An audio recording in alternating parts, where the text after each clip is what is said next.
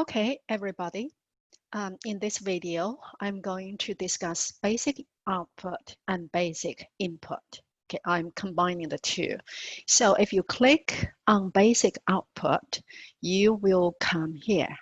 Okay, so this is some code. This coding snippet means it already has some code and you can make modifications to see the effects. Okay, so this is the script that's already written. And when you run, and you, first of all, of course, I told you about this in the previous video, read this. This explains what this does and why. So make sure you read it, and then you look at the code and see if you understand it.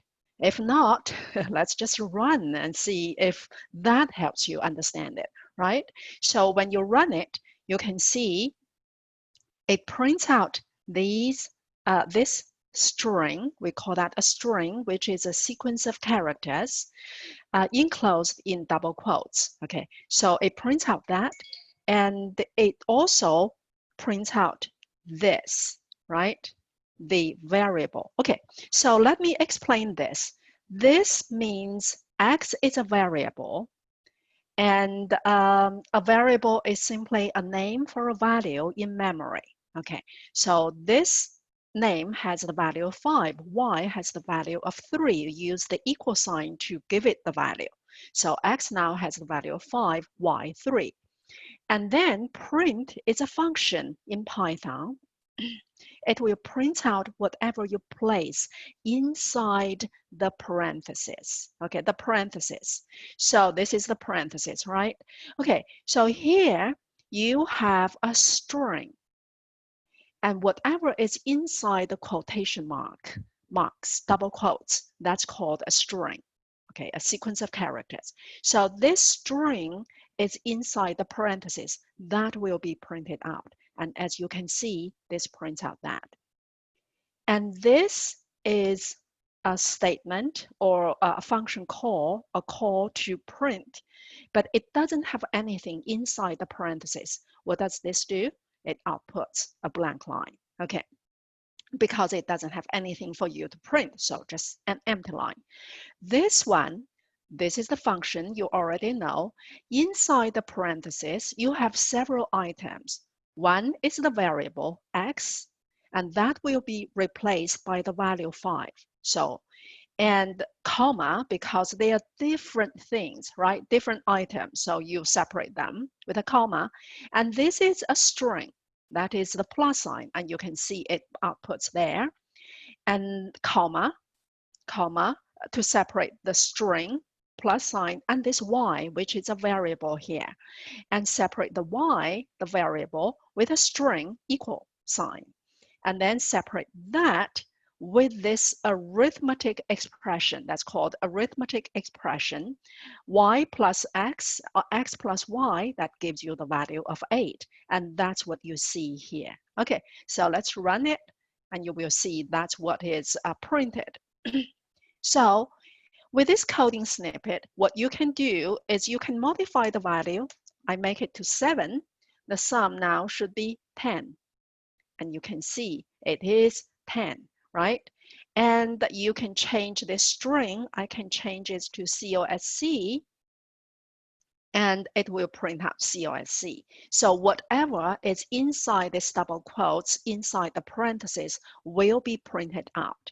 But if you leave out a double quote, okay, let's run. And it will say there is an error. This is called a syntax error. A syntax error is that you did not follow the syntax rules. You violated the grammatical rules of this language. So the interpreter does not recognize it. You have to have that.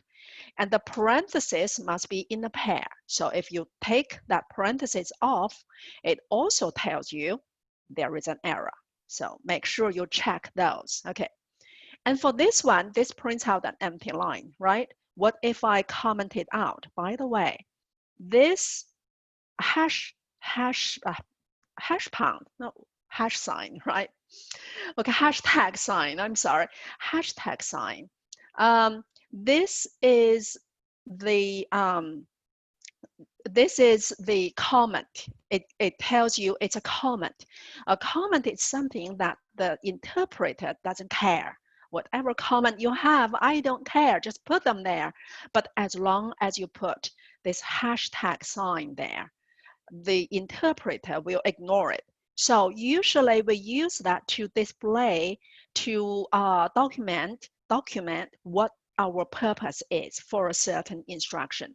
So here we are saying this will print out an empty line. That's why you have this comment here. Okay, now I commented out this instruction. So let's see what happens. Now you can see there is no empty line, right? Because I commented it out, okay? That's what a comment is. You use that pound sign.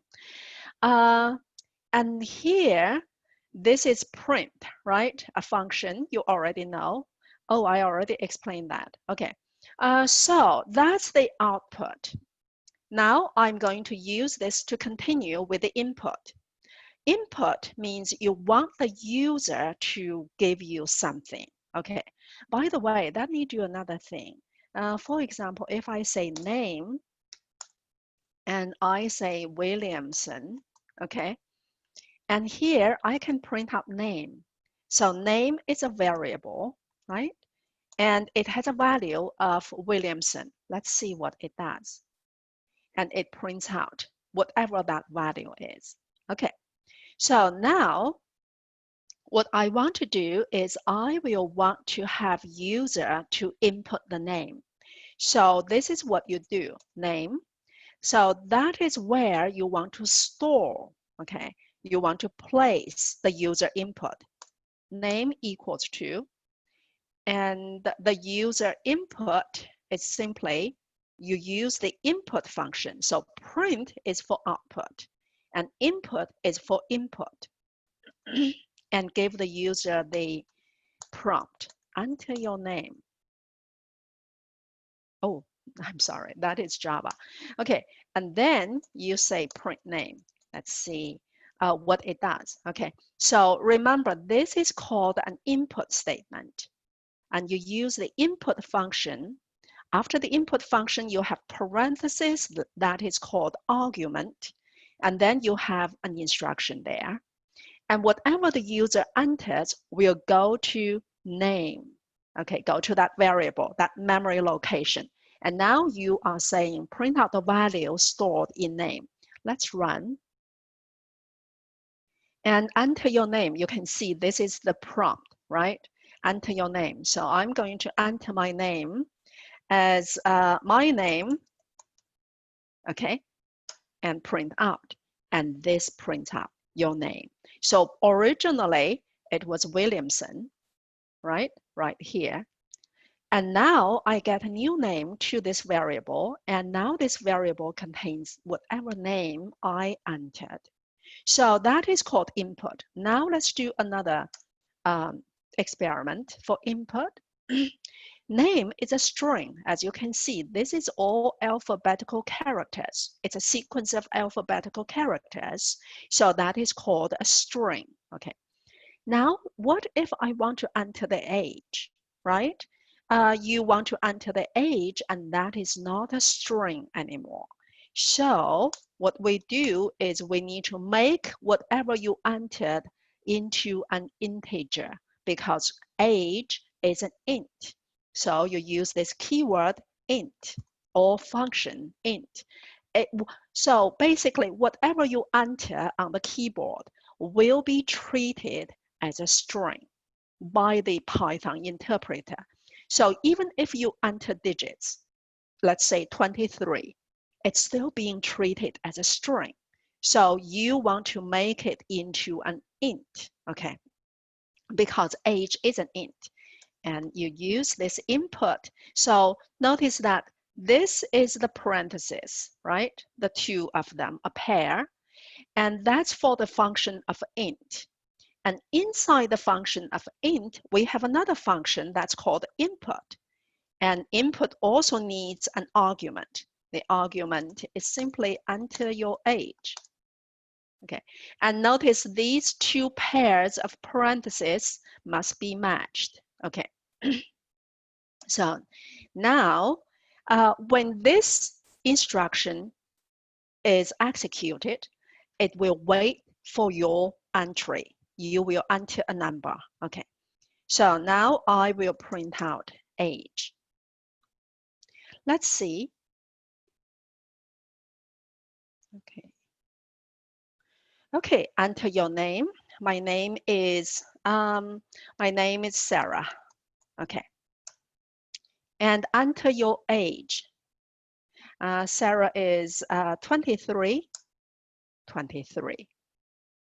Okay, so that is what this input and output is. I think that's basically it, right? I think I discussed everything. Okay, so let's try one more thing. Let's try one more thing. Let me run it again. I will run it and enter your name, Alan. Okay, and enter your age. Remember here, this is a function, int. It means whatever you enter, I will convert that into an integer. So here, when you ask me for my age, I mistyped ER, for example. And ER is not an int, it's not a number. So this function will not be able to convert it into a number, and it will have an error. Okay, you can see there is an error there. This is actually called, this is really not, this is not a syntax error. This is a runtime error. That means the user made that error. Okay, so because it's not a number, ER, it cannot be converted into an int. So it gives you that error, and this will not run. Okay, this will not run. That's what that is. I think that is it, everybody. I will stop here.